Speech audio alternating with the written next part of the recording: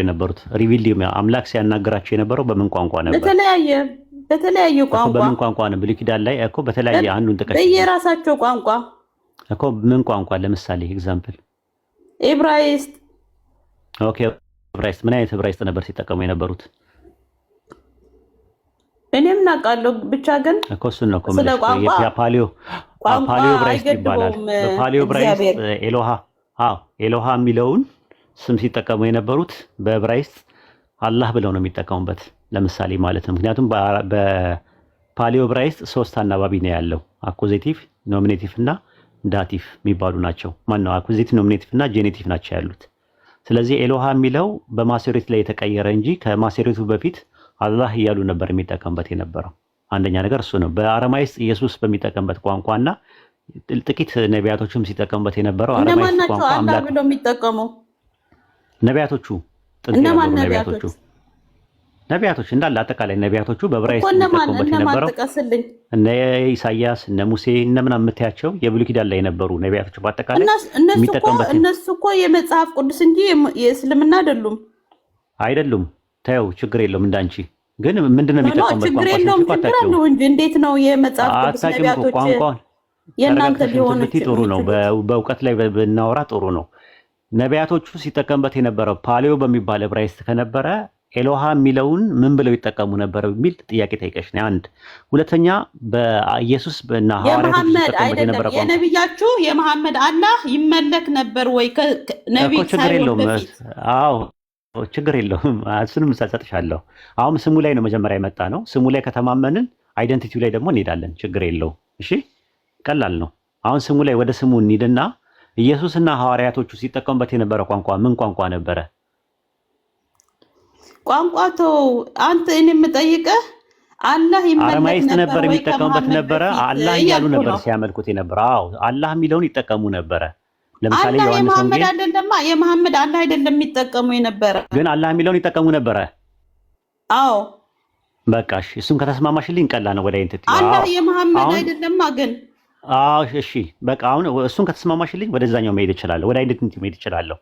በብሉይ ኪዳን ላይ የነበሩ ጥንት የነበሩ ነቢያቶች ሲያስተምሩት የነበረው አምላክ በማንነትና በምንነት ስንት ነው?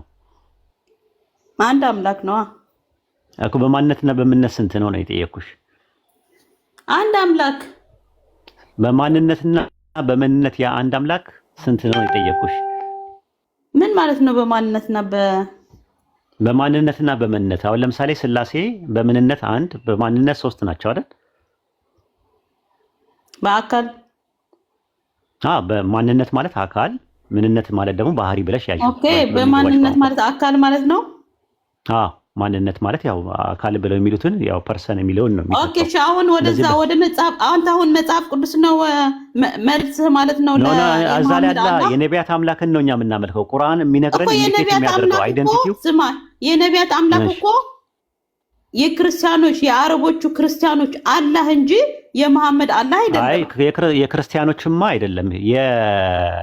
የሙስሊሞችና የአይሁዶች አምላክ አንድ አምላክ ነው። በማንነት በምንነትም አንድ ነው። አይደለም ለምን ባይሆን ስማ፣ የሙስሊሞች አላህ አባት ተብሎ አይጠራም። ኦኬ ጥሩ። የክርስቲያኖች የአይሁዶች አላህ ወይ እግዚአብሔር ደግሞ ያህዌ ወይም ደግሞ አዶናይ አባት ተብሎ ይጠራል። ስለዚህ አሁን አባት የሚለውን በዕብራይስጥ ቃል አብ የሚለው ኦሪጂኔተር በሚል ይመጣል፣ አስገኝ በሚል ይመጣል። ለምሳሌ ቋንቋ ላይ ማለት ነው ላሳይሽ።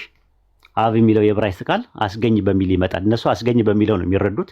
ቁርአን ላይ አላህ በሱረቱል አሽር ምዕራፍ 59 ቁጥር 24 ላይ አልባሪ ተብሏል፣ አስገኝ ተብሏል።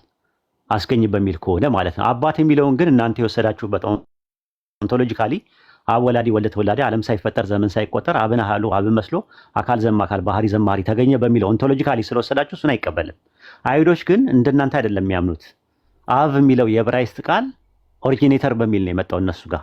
ትንቢተ ሚልክያስ ምዕራፍ 2 ቁጥር 10 ላይ ለሁላችን አንድ አባት ያለ አይደለምን?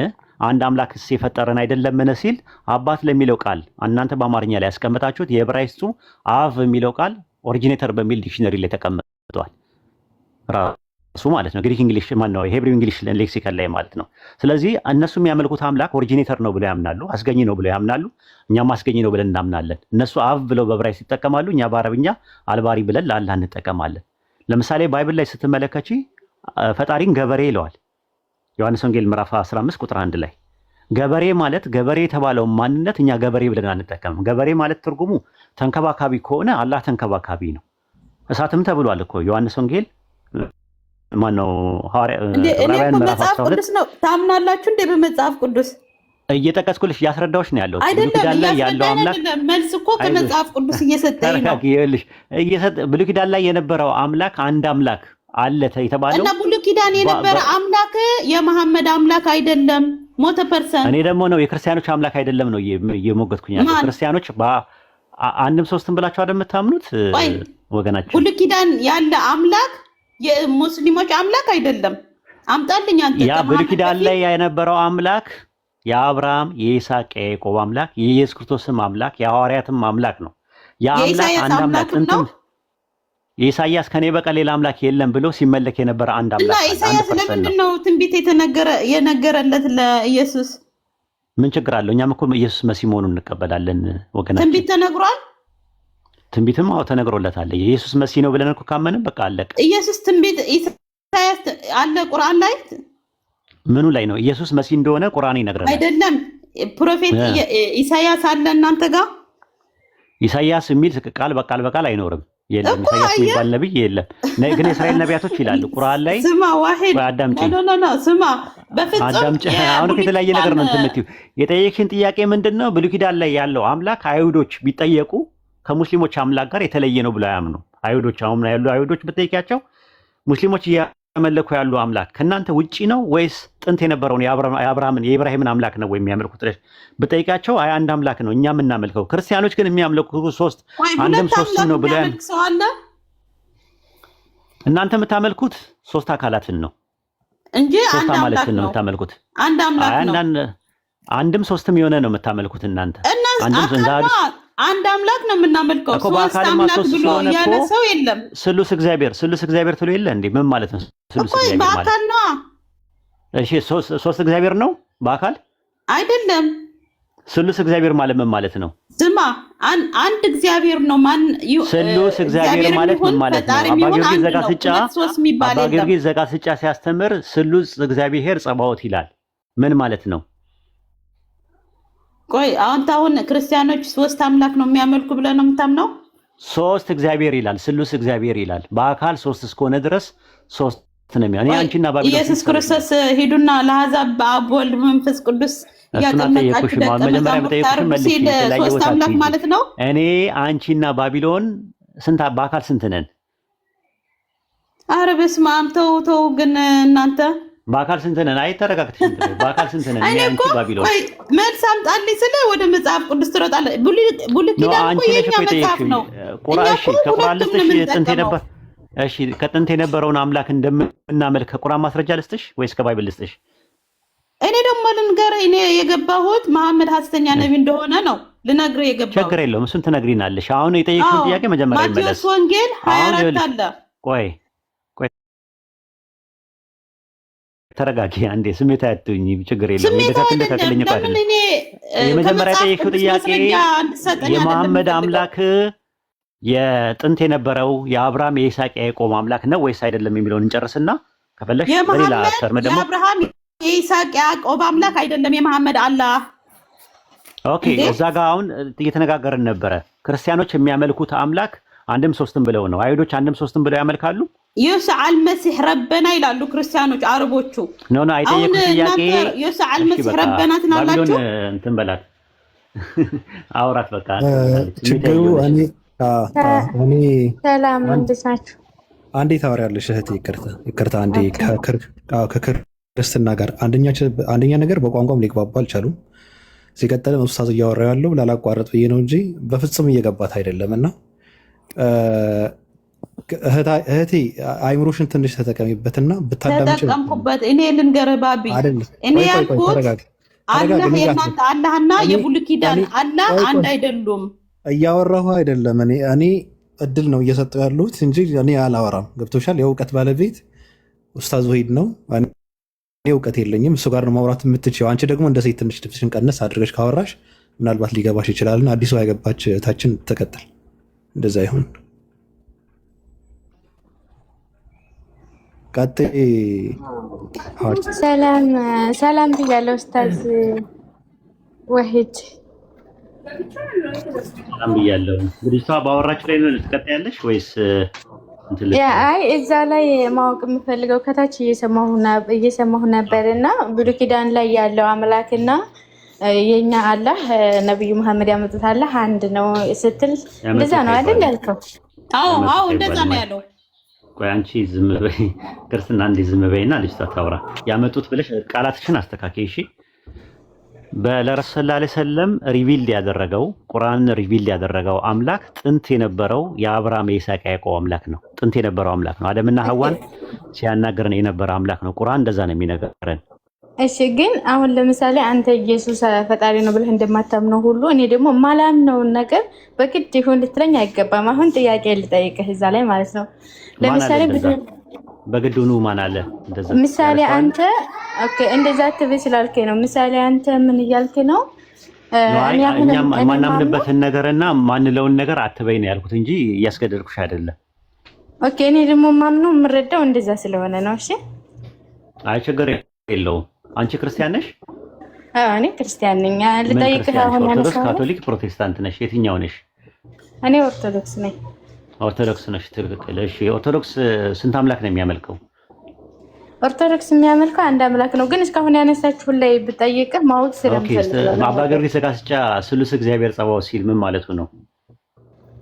አይ እኔ በነገራችን ላይ መጀመሪያ እኔ ሌላ ቋንቋ አልችልም።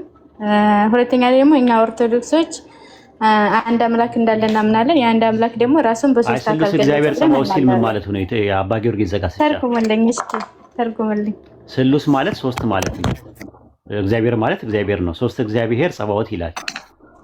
ለምሳሌ አሁን መንፈስ ቅዱስን እግዚአብሔር፣ ኢየሱስ ክርስቶስ እግዚአብሔር ብለን ልንጠራ እንችላለን። ግን አምላክ አንድ ነው ብለን እናምናለን። አንድ አምላክ ስሉስ እግዚአብሔር ሲልስ ኦኬ እኔ እሱን ስለማለው በቃ አለፈኝ። አሁን ጥያቄ ልጠይቅህ።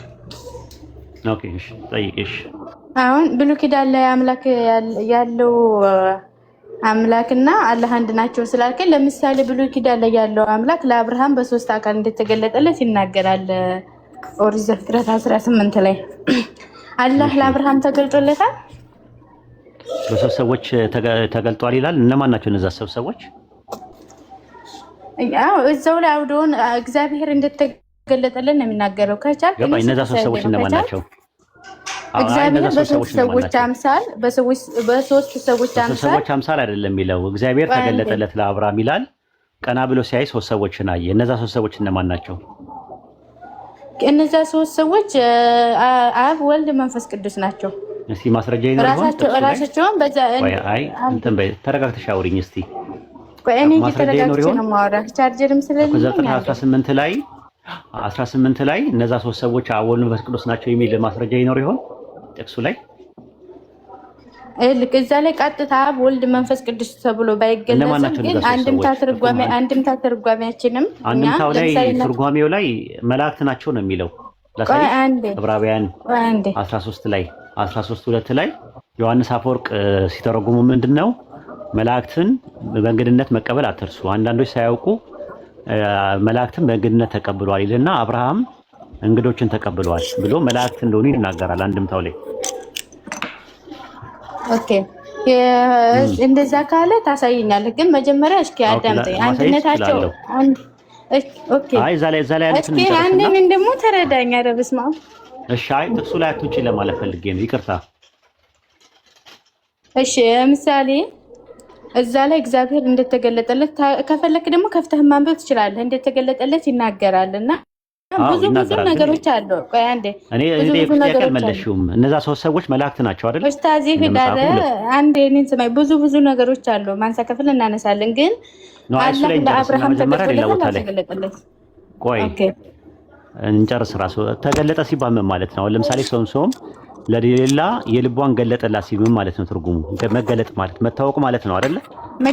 መገለጥ ያኔ ብዙ ትርጉም አለው። ለምሳሌ መታወቅ ማለት ነው ትርጉሙ ሬቭሌሽን ወይም ደግሞ ማኒፌስቴሽን ነው። መታወቅን ነው የሚያሳየው። ስለዚህ ኦሪት ዘፍጥረት ምዕራፍ 18 ቁጥር 1 ላይ በመምሪያ የአድባር ዛፍ እግዚአብሔር ወይም ደግሞ ያህዌ ወይም ያህዌ አዶናይ ለአብርሃም ተገለጠለት። ቀና ብሎ ሲመለከት ሶስት ሰዎች ነበሩ። በነዛ ሶስት ሰዎች አማካኝነት ያህዌ እግዚአብሔር አላህ ነው አይደል? ቁርአን ላይ ሄድና አሳየኝ።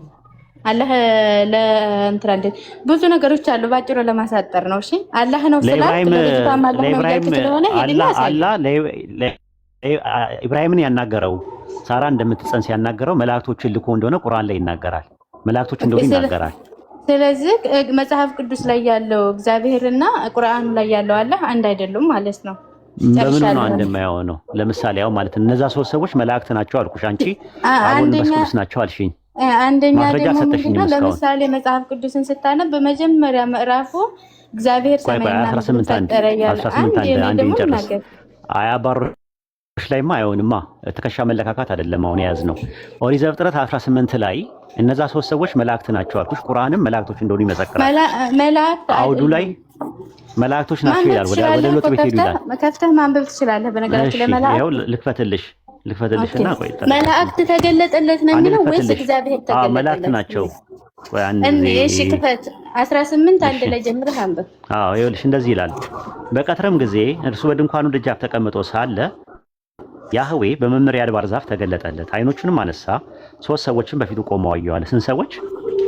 ሶስት ሰዎች። አዳ ዝጋ ተገለጠለት የሚለው መልአክ ነው ወይስ እግዚአብሔር ነው? እኮ ልናየው እኮ ነው። ለምን አትረጋጋ? ወደ ሰፊው ይኝልኝ ላ እያስረዳኸኝ እኔ ምን ተረዳለሁ እንትን ልበላ ማለት እያወራሁ ነው። አፋፌን ነው እኮ እያልሽኝ ያለሽ፣ እየኮረኮምሽኝ ያለሽው።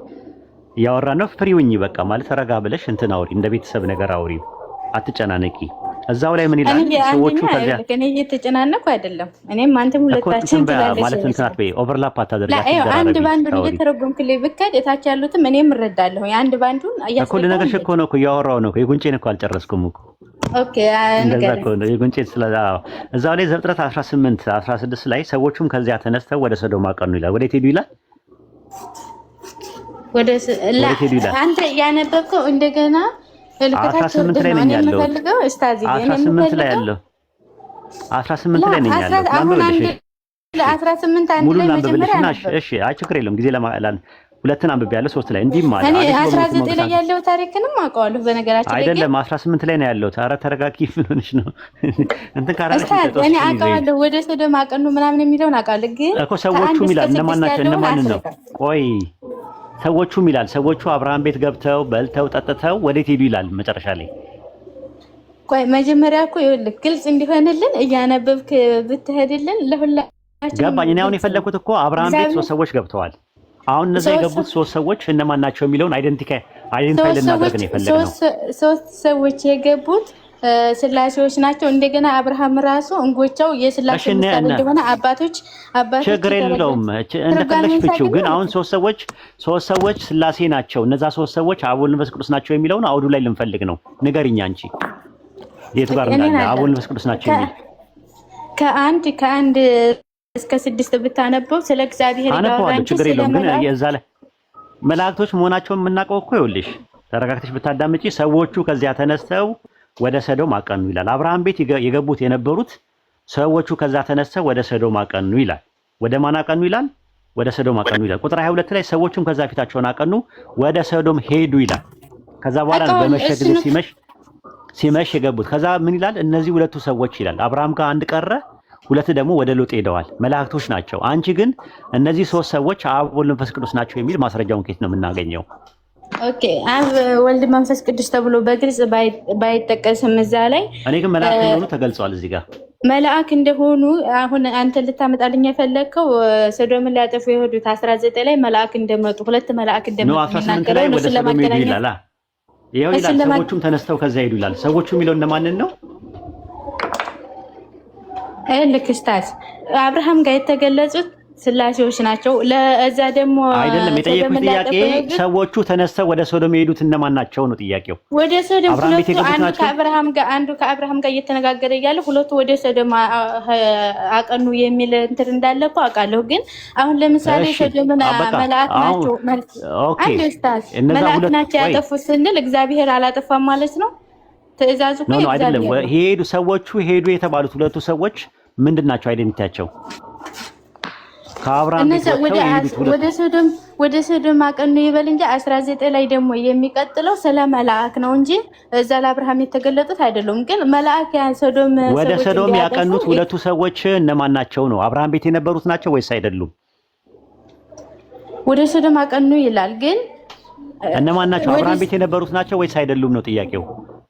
ናቸው ወደ ሰዶም አቀኑ የሚለው እዛ 18 ላይ ያለው ናቸው። ሶስት ሰዎች መላእክት ናቸው እንጂ ስላሴ አይደሉም። አንቺ ደግሞ ስላሴ አሁን ስለመሆናቸው ማስረጃ አላመጣሽም እስካሁን። አይደለም ምክንያቱም አይደሉም የምልበት ምክንያት ምንድነው?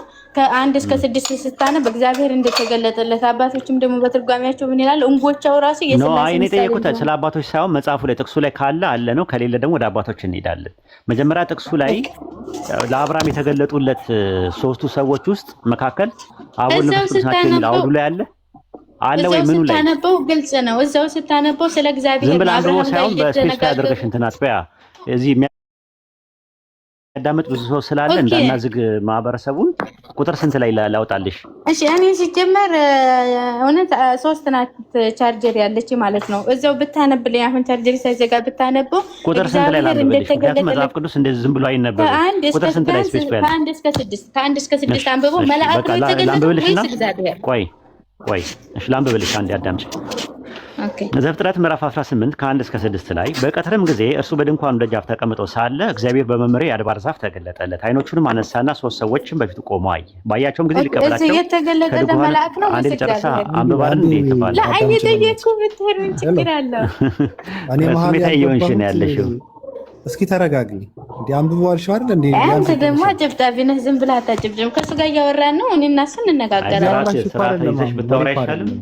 ተከባብሮ ዝም በይ ካልከኝ ስታት እኔ እናንተ እያወራን ነው አይደል? ዝም በይ ካልከኝ ዝም ብላለሁ። ስርዓት ከሌለሽ ማውራትም ይከብዳል። በቃ ሚዩት አድርጊና ሌላ ሰው ይገባል። እሺ በቃ መልካም ቆይታ ይሁንልሽ። ችግር የለውም። በቃ እሺ። እኔ መሀልም አልገባው መሀል ያልገባሁት ወገናችን ቆይ ኤም ፕሊስ ሙት አድርግ። ይቅርታ ባብዬ ማለት እንዴ ወረደች አወረድካት። ሰዓቱን ለምን የሚለው ሱብሃንአላህ ያላ ስራ ልትወጣ ነው። አዎ እንትን ልበል ልጆች ላስተኛ። እንግዲህ አመሰግናለሁ ስለነበረን ቆይታ። ቴንክ ዩ ወንደርፉል ታይም ነበር የነበረን። ኢንሻአላህ ሲመቸኝ ብቅ እላለሁ እንደዚህ ማለት ነው። መልካም ጊዜ ይሁንላችሁ ያ ጀማ። ወሰላሙ አለይኩም ወራህመቱላሂ ወበረካቱ። ኧረ ቆይ በቃ አይመቸው እኛ ጋር ታወሪያለሽ። አይ በአሁኑ ርዕስ ዙሪያ ማውራት ፈልጌ ነበር እኮ። እኛ ጋር ታወሪያለሽ ምን ችግር አለው? ኦኬ እንትን ላይ የፈለገችው 18 ላይ ነው የፈለገችው መሰለኝ። የፈለግሽው 18 ላይ ነው የፈለግሽው? ኦኬ እነዛ 3 ሰዎች እነማን ናቸው? እነዛ 3 ሰዎች ስላሴ ነው ብለን ነው ምናምን። እስቲ ምናልባት ሶስቱ ሰዎች አብ ወልድ መንፈስ ቅዱስ ናቸው የሚል ማስረጃ ይኖራል አውዱ ላይ? አዎ በብሉይ ኪዳን በስም አብ ወልድ መንፈስ ቅዱስ ተብሎ አልተገለጹም እኮ እነዛ ሰዎች እንደዚህ በደንብ አብ ወልድ መንፈስ ቅዱስ ስለመሆናቸው። ኦኬ በአዲስ ኪዳን ላይ ዘፍጥረት 18 ላይ ለአብርሃም የተገለጡለት 3 ሰዎች አብ ወልድ መንፈስ ቅዱስ ናቸው ብሎ የተነገረ ሐዋርያቶች መካከል አለ ይኖር ይሆን? አሁን የአብርሃም ታሪክ ላይ አብ ወልድ መንፈስ ቅዱስ ነው ብለን እንድናስብ ያደረገን ምንድነው? ከመጀመሪያ ጀምሮ ስታነበው እግዚአብሔር ለአብርሃም በ3 ሰዎች አምሳል እንደተገለጠለት ከመጀመሪያው ከፍ ብለህ ስታነበው እግዚአብሔር በመመሪያ አድባር ስር ተገለጠለት ነው የሚለው። በዛፉ ስር ተገለጠለት እግዚአብሔር ነው የተገለጠለት እና በ3 ሰዎች አምሳል በ4 ሰዎችም አምሳል አይደለም፣ በ2 ሰዎችም አምሳል አይደለም። ከዛ በኋላ ደግሞ ስለዚህ እነዛ 3 ሰዎች አሁን ጥያቄው የሚነሳው እኮ ምን መሰለሽ፣ እነዛ 3ቱ ሰዎች አብ ወልድ መንፈስ ቅዱስ ናቸው የሚል ማስረጃ ይኖር ይሆን ነው ጥያቄው። እኔ ግን እነዛ 3 ሰዎች መላእክቶች እንደሆኑ ማስረጃ ልስጥሽ አንድ ጥቅስ እና እወጣለሁ። እሺ አንድ ለዛ ከመጽሐፍ ቅዱስ ልስጥሽ መላእክቶች ስለመሆናቸው መጽሐፈ ኩፋሌ ምዕራፍ 12 ማስረጃ አውቀዋለሁ ግን አስጨርሰኝ። መጽሐፈ ኩፋሌ ላይ ነው ያልኩሽ አልጨረስኩም። መጽሐፈ አንዴ ልስጥሽና እንትን ታያለሽ አንቺ ትሰጭኛለሽ ከፈለግሽ። መጽሐፈ ኩፋሌ ምዕራፍ 12 ቁጥር 49 ላይ መልአኩ መጥቶ ለሙሴ ሲነግረው እንደዚህ አለ። በአራተኛው ወር መባቻ በመምሬ ባለው በግራሩ ስር ለአብርሃም ተገለጥንለት፣ ከእርሱ ጋር ተነጋገርን፣ ከሚስቱ ከሳራ ጋር ልጅ እንደሚሰጠው ነገር ነው። ሳራም ይህ ነገር ከአብርሃም ጋር እንደተነጋገረች ሰምታለችና ሳቀች፣ እኛም ዘለፍናት፣ እርሷም ፈርታ ስለተነገረው ነገር እንደሳቀች አስተባበለች ይላል። እዚህ ጋር ከኛ ጋር ተነጋገረ የሚለው መልአኩ ማን ነው? የትኛው ፓርት ላይ ነው እንደዚህ የሚለው? መጽሐፈ ኩፋሌ 12:49 ላይ። ኦኬ እዛ ላይ ምናልባት ገብቼ አላነበብኩትኝም። ነገር ግን እዚህ ጋር ያለውን እኔ ትርጉሙ ልንገር። መክፈት ይችላል። ልክፈትልሽ በቪዲዮ ክፈተው። እሺ ክፈተው። አንዴ ጠብቂ። 12:49 አውቶ በጽሁፍ ነው መክፈት ያለበት እኮ። እንትን ነው የያዝኩት። ሃርድ ኮፒ የለኝም፣ ሶፍት ኮፒ ነው ያለኝ። 80 ኦርቶዶክስ ላይ ነው ያለው። እሺ አንተ እስክትከፍተው ደግሞ እኔ ሶስቱ ሰዎች እግዚአብሔር ስለመሆናቸው ማስረጃ ልስጥ። አይ ሰጅኛለች፣ ችግር የለውም። መጽሐፈ ኩፋሌ ይኸው ላውጣው ነው። እሺ መጽሐፈ ኩፋሌ አብርሃም በፊታቸው በሶስቱ ሰዎች ፊት ተደፍቶ ምን ነበር ያላቸው? 12:49 እሱንም ትነግረኛለች፣ ችግር የለውም። አሁን እነሱ ስለመሆናቸው አቤቱ ጌታዬ ሆይ ባሪያም ሞገስን አግኝቶ ከሆነ ትደርሻለሽ። አንዴ ተረጋጊና ትደርሻለሽ። ይታይሻል፣ እዚህ ጋር ይታይሻል። በአራተኛ ወር መባቻ በመምሬ ባለው በግራሩ ስር ለአብርሃም ተገለጥንለት፣ ከእርሱ ጋር ተነጋገርን፣ ከሚስቱ ከሳራ ጋር ልጅ እንደሚሰጠው ነገር ነው። ሳራ ግን ይህ ነገር ከአብርሃም ጋር እንደተነጋገረ ሰምታለችና ሳቀች፣ እኛም ዘለፍናት፣ እርሷን ፈርታ ስለተነገረው ነገር እንደሳቀች አስተባበለች ይላል። ለሙሴ እየነገረ ያለው መልአኩ ነው። ይታይሻል፣ እዚህ ጋር ግልጽ ነው። እዚህ ጋር እሱ መልአኩ ሚሌት አለ። መልአኩ ነው እንዳለ ኩፋሌ ላይ የሚናገረው መልአኩ ነው። ሙሉውን ብታዩ ማለት ነው። ኩፋሌ ላይ ማስረጃ ልስጥሽ። ኩፋሌ ላይ ማስረጃ ልስጥሽ።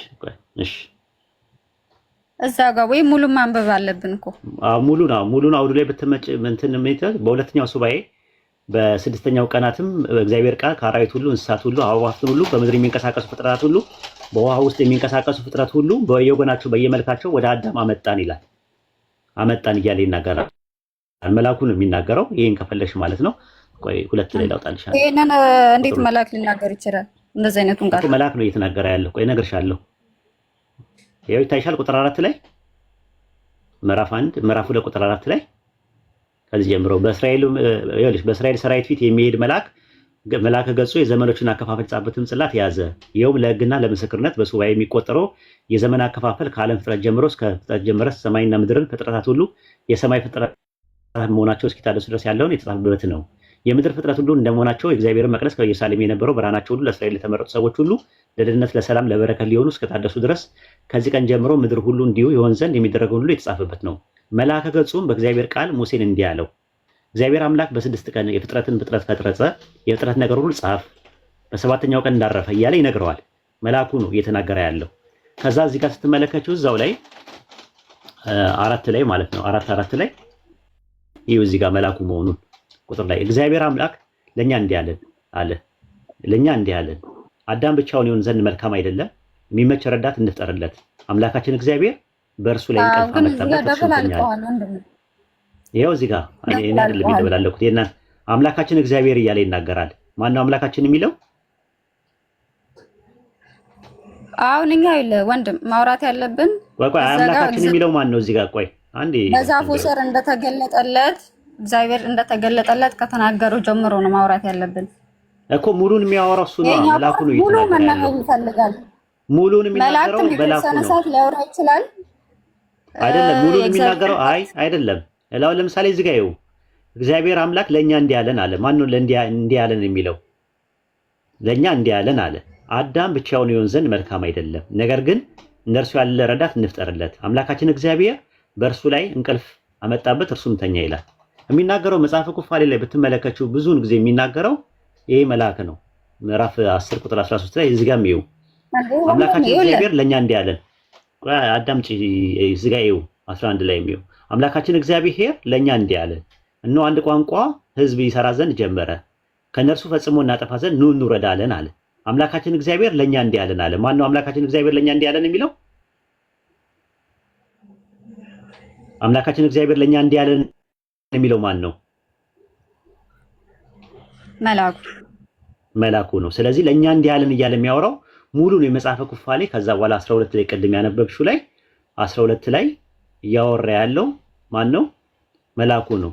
የዘላለም ስርዓት ምናምን እያለ ሙሉን በእንትን አውዱን ብትመለከቱም አብርሃም በግንባሩ ወደቀ፣ አብርሃምም እግዚአብሔር እንዲህ አለው ወይ አንብበው ወድቆ ምንድን ነው ያለው? ቆይ አንዴ እንትን አለብኝ በሰዎቹ ፊት ወድቆ ምን እንዳለ አንዴ አለ። ቆይ አንዴ እንትን በይ።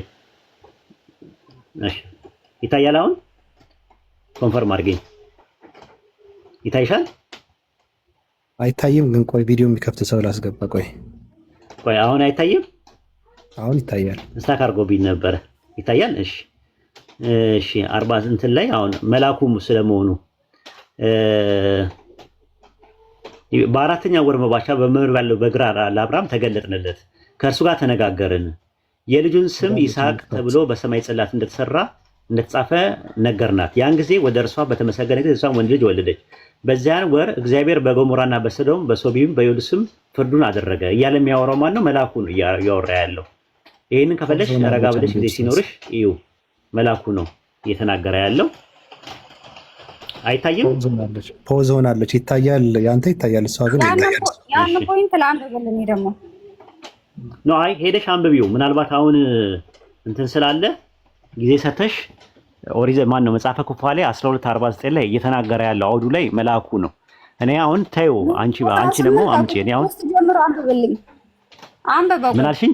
ጀምሮ እግዚአብሔር ከእግዚአብሔር ጋር ቃል በቃል እየተነጋገረ ያለውን እኮ እግዚአብሔር ነው እየተነጋገረ ያለው እኮ። እግዚአብሔር በመልአክ ይናገራል በተለያየ ጎዳና። ዕብራውያን አንዳንድ ላይ በተለያየ ጎዳና ይናገራል አለ። ከጎዳና ውስጥ መካከል አንደኛው ማን ነው? በመልአክ ነው የሚናገረው።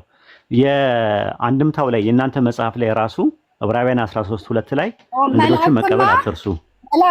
መልእክት አድራሽ ስለሆኑ መልእክቱን ቀጥታ አይደለም የሚናገሩት፣ አድራሽ እንደሆነ ነው የሚናገሩት። እዚህ ጋር ግን ቀጥታ ከእግዚአብሔር ጋር እየተነጋገሩ ሰዎቹ አብርሃም ቤት የገቡ ሰዎቹ ወዴት ነው የሄዱት? ከዛ በኋላ ከአብርሃም ወጥተው ከዛ ፊታቸውን ወደ ሶዶም አቀኑ። ካቀኑ በኋላ ግን እግዚአብሔር አብርሃም ድጋሜ ብሎ ጠየቀው እግዚአብሔርን፣ አቤቱ ጌታዬ ሆይ ስንት ሰዎች ናቸው የሄዱት? ሎጥ ቤት የሄዱት ስንት ሰዎች ናቸው? ከአብርሃም ወጥተው ወደ ሎጥ ቆይ አንዴ ብትረጋጊ ደስ ይለኛል። ከአብርሃም ቤት ወጥተው ወደ ሎጥ የገቡት ስንት ሰዎች ናቸው? ሁለት ናቸው። እነሱም መላእክት ናቸው። ሁለቱ ሰዎች ናቸው። መጀመሪያ ለአብርሃም የተገለጡለት ስንት ሰዎች ናቸው? የአብርሃም ቤት የገቡት 3 ሰዎች ናቸው። ሁለቱ ሲሄዱ ስንት ቀረ? እነሱ ወደ ሶዶም አቀኑ፣ ፊታቸውን አቀኑ ማለት ለቁጣ ወረዱ ማለት ነው። ሁለቱ ሰዎች ሲሄዱ አብርሃም ጋር ስንት ቀረ ነው የጠየቁት ማለት ነው። ቆይ አንዴ ተረጋግተሽ ብታዳምጪኝ ጥሩ ነው። ሁለቱ ወደ ሎጥ ሲሄዱ ቤት ሲሄዱ አብርሃም ቤት ስንት ቀረ? ሁለቱ ሰዎች መላእክት ናቸው። እነዛ ሌላ ናቸው። ግን ወደ አብርሃም ሄዱ። ሰዎቹም ተነስተው አቀኑ ነው የሚለው። አብርሃም ቤት የነበሩት ናቸው ሎጥ ጋር ሄዱት አይደለም። ይኸውልህ አዳምጠኝ። 3 ሰዎች ፊታቸውን ወደ ሰዶም አዞሩ ማለት ለቁጣ እግዚአብሔር ሶዶሙን ሊያጠፋ እንደሆነ እንደዛ አይደለም የሚለው። እንደዛ አይደለም የሚለው እናም በወጥቅሱን ኦሪት ዘፍጥረት እንደዛ አይደለም። የራስሽን ትርጉም አትስጪ። ይኸውልሽ ኦሪት ዘፍጥረት ምዕራፍ 18 ቁጥር 16 ላይ ሰዎቹም ከዚያ ተነስተው ወደ ሰዶም አቀኑ፣ አብርሃም ሊሸኛቸው አብሯቸው ሄደ ይላል። ሸኛቸው እንደውም ለቁጣ ምናምን የሚለው ነገር አስተውጥቶ ላይ የለም። ቆይ ከዛ በኋላ ቁጥር 22 ላይ ይኸውልሽ ሰዎቹ ከዚያ ፊታቸውን አቀኑ ወደ ሶዶም ሄዱ እያለ ይናገራል። ከዛስ በመሸ ጊዜ ይላል ቁጥር 19 ላይ በመሸ ጊዜ ይላል በመሸ ጊዜ ሁለቱ መላእክት ወደ ሰዶም ገቡ አለ። ሁለቱ ሰዎችም ሎጥን እንደዚህ ያሉት አለ። ስለዚህ እነዛ ሁለት ሰዎች አብርሃም ሲሸኛቸው የነበሩት ሁለት ሰዎች ሁለት መላእክት ናቸው። አንዱ አብርሃም ጋር ቀርቶ ነበር። አሁን አንቺን ጥያቄ የምንጠይቀው እዛ መሀል ላይ እኮ የተነጋገራቸው ነገር አለ። ምንም እንደፈለግሽ ብታደርጊው እግዚአብሔር በመልአክ አማካኝነት ይናገራል። እግዚአብሔር ነው እየተናገረ ያለው በመልአክ አማካኝነት። በሶስት መላእክቶች አብርሃምን እያናገረው ነበር። እኔ ጠየኩት ጥያቄ እነዛ ሶስት ሰዎች አብ ወልድ መንፈስ ቅዱስ ናቸው የሚል እኮ እግዚአብሔር ነው በመልአክ የሚናገረው። ለያዕቆብም ሲገለጥለት እኮ የነበረው እኮ እግዚአብሔር ነው በመልአክ። ሰው ሲል መልአክ ነው አይደል የነበረው? መላእክት የሚናገረው እግዚአብሔር እንዲህ አለ እንዲህ ተናገረ ብሎ አይደለም። እንደዛ ለያዕቆብ እንደዛ አይደለም ለያዕቆብ የተገለጠ። እኔ አብርሃም አምላክ ለያዕቆብ ሲገለጥለት ምንድነው ያለው? የቤቴል አምላክ እኔ ነኝ ነው ያለው መልአኩ። ላሳይሽ። የቤቴል አምላክ ነኝ ብሎ ነው እንትን ያለው። አንድ ጊዜ ፖዚቲቭ አውጪላት። ኦሪት ዘፍጥረት ምዕራፍ 31 ላይ ቁጥር 11 ከ11 ቁጥር 11 ላይ ምዕራፍ 31 ቁጥር 11 እዚህ ጋር ተከታታዩ። እሺ ሁኬር እስቲ የእግዚአብሔር መልአክ በህልም ያዕቆብ ሆይ አለው። እነሆ እኔም እነሆ አልኩት አለ። እንዲህም አለኝ አይኖችን አንቅተህ በጎች የእግዚአብሔር መልአክ በህልም ያዕቆብን እንዲህ አለው አለ። ከዛ በኋላ መልአክ እንደሆነ አስቀድሞ እዛ ጋር አዳምጫ አጨረስኩም እኮ መች አለቀና ነው። እስከ ቁጥር 13 ነው የምንቀጥለው። የእግዚአብሔር መልአክ በህልም ያዕቆብ አለኝ፣ እኔም እነሆ አልኩት፣ እንዲህም አለኝ አይኖችን አቅንተህ እይ፣ በበጎችና በፍየሎች ላይ የሚንጠላጠሉትን የበጎችና የፍየሎች አውራዎች ሽመልመሌ መሳዮችና ጅንጉሮች ነቁጣ ያለባቸው ናቸው። ላባም በአንተ ላይ የሚያደርገውን ሁሉ አይቼአለሁና አለው። ሐውልትም የቀባህበት በዚያም ለእኔ ስለት የተሳልከው የቤቴል አምላክ እኔ ነኝ ያለው ይላል። ማን ነው እንደዛ ያለው? እንደዚህ ያለው እግዚአብሔር ነው። የእግዚአብሔር መልአክ ነው የሚለው ቁጥር 11 ላይ የእግዚአብሔር መልአክ እንትን ያደረገ ነው እያደረሰለት ነው ያለው እኮ። ግን የቤቴል አምላክ ነኝ እያለ ቀጥታ እየተናገረ ያለው ማን ነው? እግዚአብሔር ነው። በመልአኩ አንደበት እግዚአብሔር ነው። እዚህ ነገር ከገባሽ ኦሪት ዘፍጥረት ምዕራፍ 18ንም ይላል ሳይሆን ያለው ቀጥታ እግዚአብሔር በሶስቱ ሰዎች አማካኝነት እየተናገረ ነው ያለው። የእግዚአብሔር መልአክ በህልም ነው ያለው። ኦልሬዲ ክሌም አድርጎታል። የእግዚአብሔር መልአክ እየተናገረ ነው ያለ ነው የወረደው። እዛ ጋር ግን እግዚአብሔር ራሱ ተገለጠለት ነው ያለው። ቃል በቃል ደግሞ ኢቭን ራሳችሁ ገጣችሁ 32 ላይ ላሳይሽ። እሺ 32 ላይ ላሳይሽ። ችግር የለው። አብርሃም ከእግዚአብሔር ጋር የተነጋገሩ ቆይ 32 ላይ እንትን አንዴ 32 ላይ እና ቁጥር 24 ላይ ያዕቆብ ግን ለብቻው ቀረ፣ አንድ ሰው እስከ ንጋት ድረስ ይታገለው ነበር አለ። ይሄ ሰው ማን ነው? መልአክ ነው? ይሄ ሰው ምንድን ነው? መጀመሪያ ኮንፈርም አድርግኛ እንዴ ኡኬር ድጋሞ ውስጥ ኦሪት ዘፍጥረት 32:24 ላይ ያዕቆብ ግን ለብቻው ቀረ፣ አንድ ሰው እስከ ንጋት ድረስ ይታገለው ነበር፣ ከያዕቆብ ጋር ይታገል ነበር። ይሄ ሰው ማን ነው? ሙሉን አላነበብክልኝም። መልአክ ነው። ማስረጃ ልስጥሽ መልአክ ስለመሆኑ። ሙሉን አንብቧ። እሺ አነባዋለሁ። ያዕቆብ ግን ለብቻው ቀረ፣ አንድ ሰው እስከ ንጋት ድረስ ይታገለው ነበር። እንዳላሸነፈውም ባየ ጊዜ የጭኑን ሹሉዳ ነካው። ያዕቆብም የጭኑን ሹሉዳ ሲታገለው ደነዘዘ። እንዲህም አለ፣ ሊነጋ ሲል አቃልሎተናል፣ ልቀቀኝ አለው። እርሱም ካልባረከኝ አልለቅህም አለው። እንግዲህ አንተ ስምህ ማን ነው አለው። እርሱም ያዕቆብ ነኝ አለ። ከእንግዲህ ወዲህ ስምህ እስራኤል ይባላል እንጂ ያዕቆብ አይባልም፣ ከእግዚአብሔር ጋር ከሰውም ጋር ታገለ አሸንፋልና አለ። ከማን ጋር ነው የታገለው? ከእግዚአብሔር ጋር ማለት ነው። ሰው የተባለው ማን ነው? እዛ ጋር ሲታገል የነበረው ሰው ያዕቆብ። ሲታገል የነበረው ሰው ማን ነው? አሸንፋለና ማለት ምንድነው? እምነቱ ጠንካራ ስለነበር ያዕቆብ ሲታገል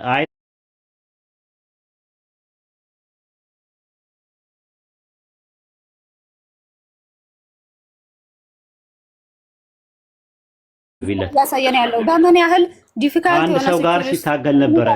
ከማን ጋር ታግል አሸንፋል ነው የሚለው ጥቅሱ ላይ። ነው አባቴ ከማን ጋር ታግል አሸንፋል ነው የሚለው። ከማን ጋር ታግል አሸንፋል እምነቱ ጥንካሬ ነው የሚያስበው። ከማን ጋር ታግል አሸንፋል ጋር ነው የሚለው ቁጥር 28 ላይ። ቁጥር 28 ላይ ከማን ጋር አሸንፋል ነው ታግል አሸንፋል ከእግዚአብሔር ጋር ከሰው ጋር ታግል አሸንፋል ነው። ሰው የተባለው ማን ነው? ትግል አይደለም። ሰው የተባለው ማን ነው? አይ ቆይ ሰው የተባለው ማን ነው? 28 ላይ ከሰውም ጋር ማለት ምናልባት ከወንድሙ ጋር ብዙ እንትኖችን እሺ፣ በምን ችግር አለማወቅ ኃጢአት አይደለም፣ ችግር የለም። ኦሴ ላሳይሽ፣ አይ ቆይ ላሳይሽና ተይው ነው ስለ እንትን አይደለም። ኦሴ ሆሴዕ 12:4 ላይ አውጭላትና ይበቃታል ይመስለኛል። አይ ቲንክ ዝም ብሎ የጨባራ ለቅሶና ተስካር እንዳይሆን ሆሴዕ 12:4 ላይ ሁላችሁም የራሳችሁን ትርጓሜ ኖ አይ ያ ሰው የተባለው መልአክ እንደሆነ ማስረጃ ልሰጥሽ ነው። አይ ይበቃል። ከዚህ በላይ እንኳን ሰውን 1000 ሰው አለ። አይ ቲንክ በዚህ ደረጃ ማውራቱ አግባብ አይደለም። ሆሴዕ 12:4 በዚህ ማለት በዛ የእምነቱን ጥንካሬ ነው ላሳይሽ ነው። አይ እንትን ነው እንዲገባሽ እንዲያገራልሽ። እስኪ አንብቢው ይሄንን ምን ይላል? ኦኬር ምን ይላል? 12:4 ላይ ሆሴዕ 12:4 ከመልአኩም ጋር ታግሎ አሸነፈ፣ አልቅሶም ከማጋር ነው ሲታገል የነበረው። ከማጋር ነው የታገለው። ያዕቆብ ከማጋር ነው የታገለው።